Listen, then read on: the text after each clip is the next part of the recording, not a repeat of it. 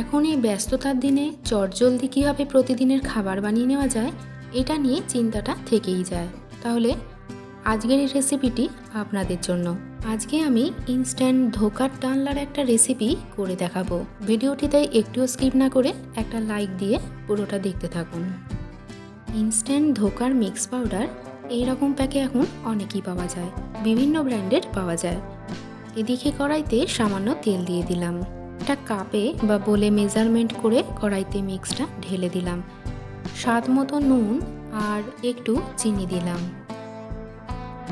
ফ্লেমটা একদম লোতে রেখে 1 মিনিট মতো একটু নেড়ে চেড়ে নিতে হবে।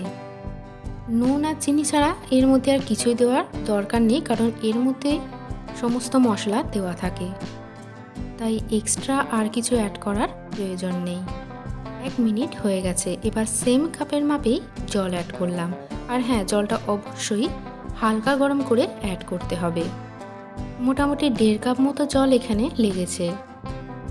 এইরকম যখনই কড়াই থেকে সেপারেট হয়ে যাবে তখনই বুঝবেন এটা একদম রেডি। আচ্ছা, এদিকে একটা প্লেটে একটু অয়েল লাগিয়ে নিলাম, মিক্সটা এতে ঢেলে দিলাম।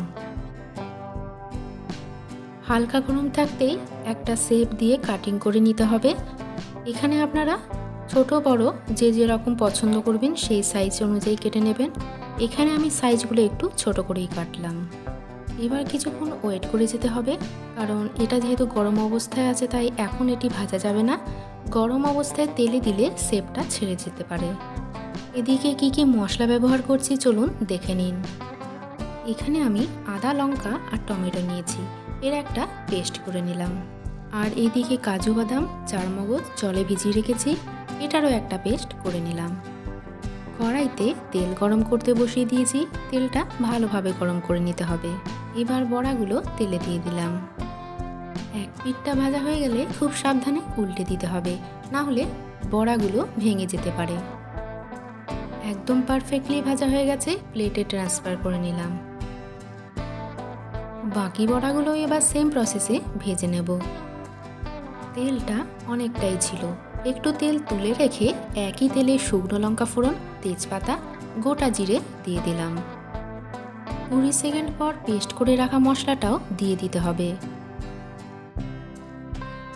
এবার প্রয়োজন মতো নুন, হলুদ গুঁড়ো, জিরে গুঁড়ো, ধনে গুঁড়ো আর সামান্য একটু কাশ্মীরি লঙ্কা গুঁড়ো দিয়ে মশলাটা ভালো করে কষে নিতে হবে। মোটামুটি 2 থেকে 3 মিনিট মতো কষে নিয়ে কাজু বাদাম, চারমগজের পেস্টটা দিয়ে দিলাম। এখানে যতটা লাগবে ততটাই ব্যবহার করেছি, সবটা ব্যবহার করিনি।